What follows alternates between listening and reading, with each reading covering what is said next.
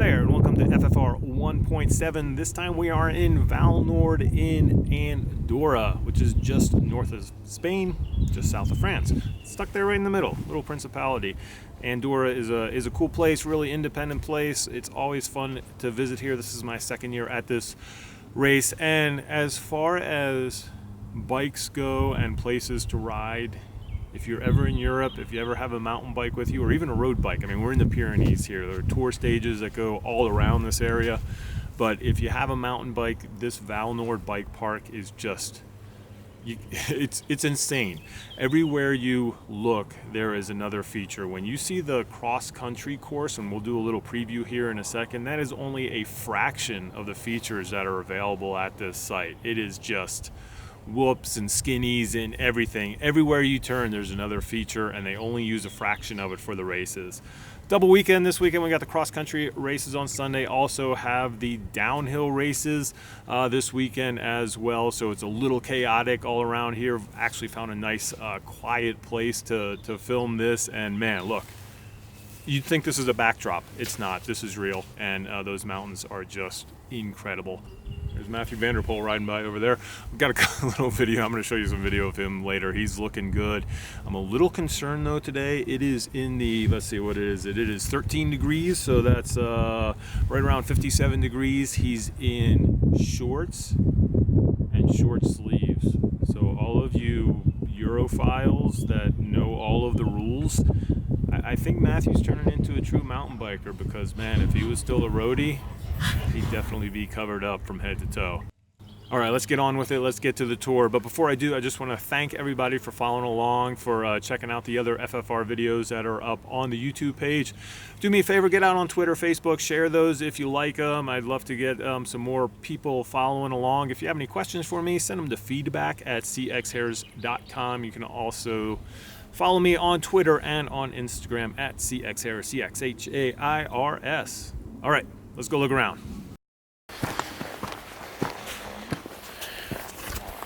Lots of climbing covering this course, and it's all at elevation, so I'm feeling it.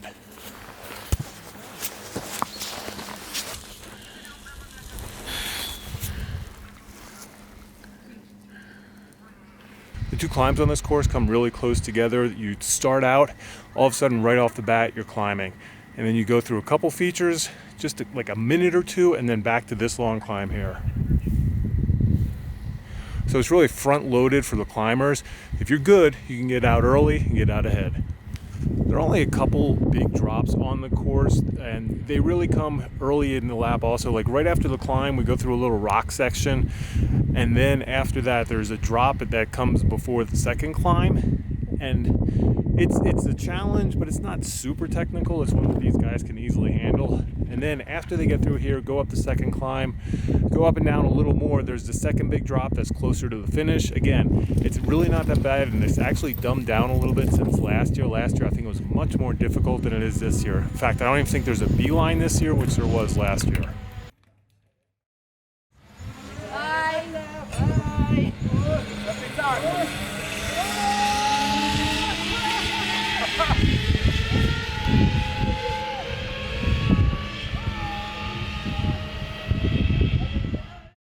Here's another section that last year it seemed like people were spending a lot of time trying to figure out lines for it, and it gave a lot of people trouble. This year, it really seems like there's one good established line that everybody's using. Maybe if that's not available, you got to come in here, practice some other lines, but there's a fast one right down the middle this year.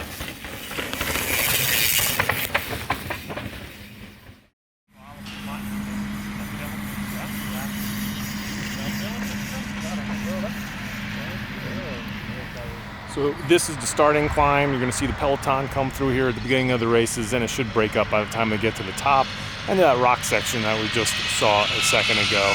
Again, this climb happens, get a little bit of a respite, and then it's right back to another climb. And then after you're done with that climb, you drop down here, back to the bottom from the start, and then you climb back about halfway up, and then you're into the woods for a while and get to have some recovery. So first half of this race is climb, climb, climb. Second half, you get to have fun. This little section of chicanes and berms is one of my favorite on the course. Really dynamic, really fast. It's a cool little forest area, and these guys just will go through here full gas, and it really is an exciting part.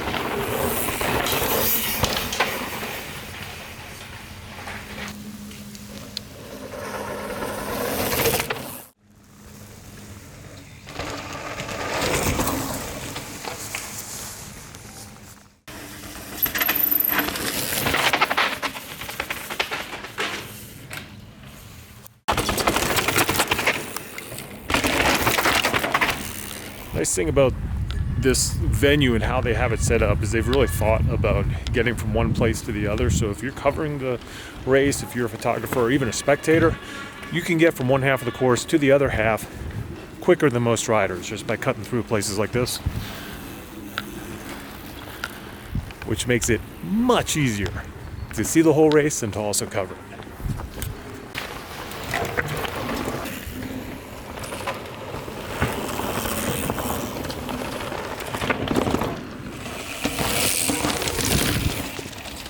So this is one of the things when I was talking about how there are just features all over the place. You're just walking around and all of a sudden there are features.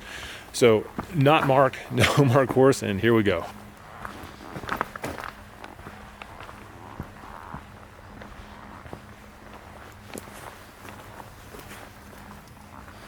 This is all the way up and down the mountain. I mean, you're getting stuff like this. Yesterday, this chairlift behind me was running and they didn't have that snow fence up yet, and me being the tall idiot I am, almost got my head taken off. Lesson learned.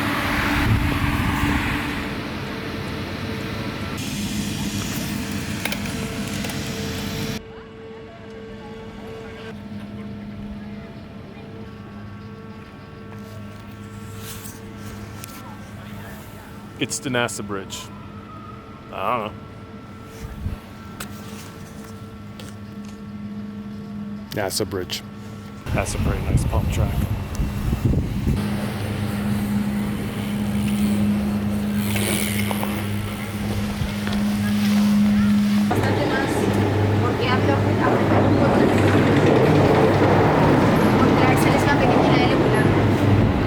Just a swing in my hair, bitch, I'm talking, walk if you're down with the sick. Take a bullet with some dick and take this number. Along with all the other cool stuff that they have here at the top of the mountain in Val Nord, like all the bike trails, they also have sled dogs. Sled dogs! How cool is that?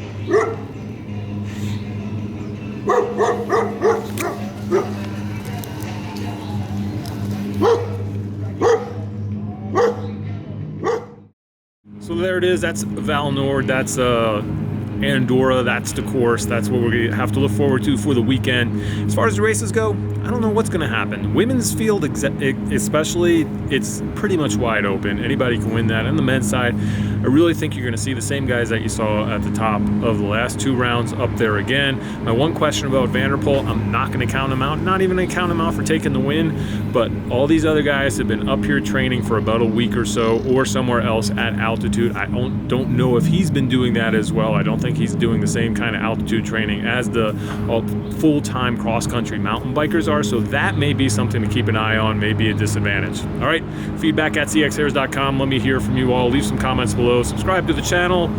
Check out cxairs.com, cxairs on Instagram and Twitter, and I'll talk to you again soon.